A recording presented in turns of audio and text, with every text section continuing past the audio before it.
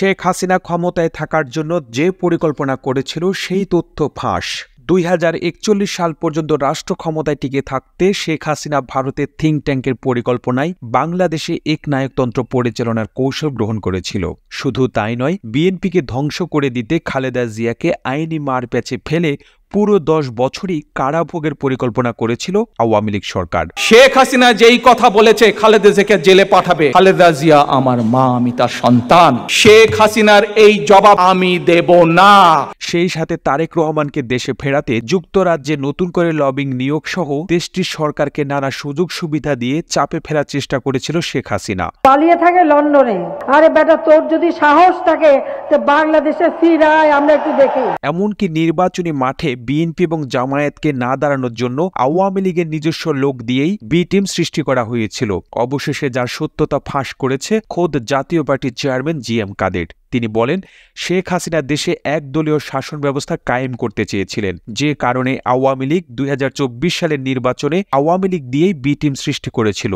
আমি সেই অভিযোগ সংসদে ও সংসদের বাইরে করেছি। নির্বাচনের আগে, নির্বাচনের দিন এবং নির্বাচনের পর সংসদে বলেছি, একদলীয় শাসন কায়েম করতে আওয়ামী লীগ সরকার সব দলকে ধ্বংস করতে চেয়েছিল। গতকাল শনিবার দুপুরে জাতীয় পার্টি চেয়ারম্যানের বনানীর কার্যালয় মিলনায়তনে পার্টি চেয়ারম্যানের উপদেষ্টা মণ্ডলী ও পার্টির ভাইস চেয়ারম্যানদের যৌথ সভায় সভাপতির বক্তৃতায় তিনি এসব কথা বলেন। তিনি বলেন, বিএনপিকে হামলা মামলা দিয়ে ধ্বংস করতে চেয়েছে, তাদের নেতাকর্মীদের বিরুদ্ধে শত শত মামলা দিয়েছিল। আবার জামায়াতে ইসলামীকে মাঠে দাঁড়াতে দেয়নি, হামলা ও মামলা দিয়ে জামায়াতকেও শেষ করতে চেয়েছিল। আর জাতীয় পার্টিকে ধ্বংস করতে চেয়েছিল 2 ভাগ করে। 2014 সালের পর থেকে জাতীয় পার্টির মধ্যে কৃত্রিম বিভাজন সৃষ্টি করে রেখেছিল আওয়ামী লীগ। জি.এম. কাদের বলেন, জাতীয় পার্টির সুবিধাবাদী, সুযোগ সন্ধানী ও বহিষ্কৃত নেতাদের সাহায্যে সম্পূর্ণ বেআইনিভাবে আরও একটি জাতীয় পার্টি সৃষ্টি করা হয়েছিল। এই পার্টির উদ্দেশ্য ছিল জাতীয় পার্টির ব্যানারে ও লোগো ব্যবহার করে আওয়ামী লীগ সরকারের সমর্থনে মূল জাতীয় পার্টির বিরুদ্ধে অবস্থান নেওয়া। তাদের কাজই ছিল মূল জাতীয় পার্টির বিরুদ্ধে অপপ্রচার চালানো। তিনি আরও বলেন, ছাত্রদের বৈষম্য বিরোধী আন্দোলনের শুরু থেকেই আমরা তাদের পাশে ছিলাম। 1 জুলাই ছাত্ররা আনুষ্ঠানিকভাবে আন্দোলন শুরু করে। আমি 3রা জুলাই সংসদে তৎকালীন প্রধানমন্ত্রীর সামনে বক্তৃতায় ছাত্রদের আন্দোলনের সমর্থন ঘোষণা করেছি। আমরা বলেছি, ছাত্রদের বৈষম্য বিরোধী আন্দোলন যৌক্তিক, চাকরিতে কোটা পদ্ধতি সংবিধান বিরোধী। তখনই আমি বলেছি, দেশের মানুষ বৈষম্যের বিরুদ্ধে যে কোনো ত্যাগ স্বীকার করতে প্রস্তুত। ছাত্রদের শহীদ মিনারে গিয়ে শপথ নিতেও বলেছিলাম আমি। যখন বৈষম্য বিরোধী ছাত্র আন্দোলনের সমন্বয়কদের আটক করা হলো, আমরা এর প্রতিবাদ করেছি, সমন্বয়কদের মুক্তি দাবি করেছি।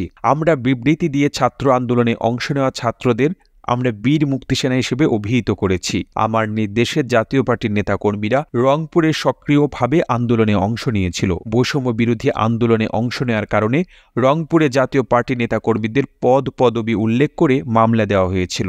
আমাদের নেতাকর্মীরা ওই মামলায় গ্রেপ্তার হয়ে হাজতবাস করেছিল। রাজনীতিবিদ হিসেবে সবার আগে রংপুরে শহীদ আবু সাঈদের কবর জিয়ারত করেছি। শহীদ আবু সাঈদের পরিবারকে সান্ত্বনা দিয়েছি। বৈষম্য বিরোধী ছাত্র আন্দোলনে জাতীয় পার্টির ভূমিকা অত্যন্ত পরিষ্কার। প্রতিবেদনটি ভালো লেগে থাকলে আপনার ফেসবুকের টাইমলাইনে এখনই শেয়ার করুন। একই সাথে বিশ্ব বাংলার ফেসবুক পেজটিকে ফলো করুন ও বিশ্ব বাংলার ইউটিউব চ্যানেলটিকে সাবস্ক্রাইব করুন। আর বাংলাদেশের কোন জেলা থেকে এই ভিডিওটি দেখছেন আমাদের কমেন্ট করে জানান। আমরা পরবর্তী ভিডিওতে আপনাকে ধন্যবাদ জানাতে ভুলব না। আর এতক্ষণ বিশ্ব বাংলার সাথে থাকার জন্য অসংখ্য ধন্যবাদ।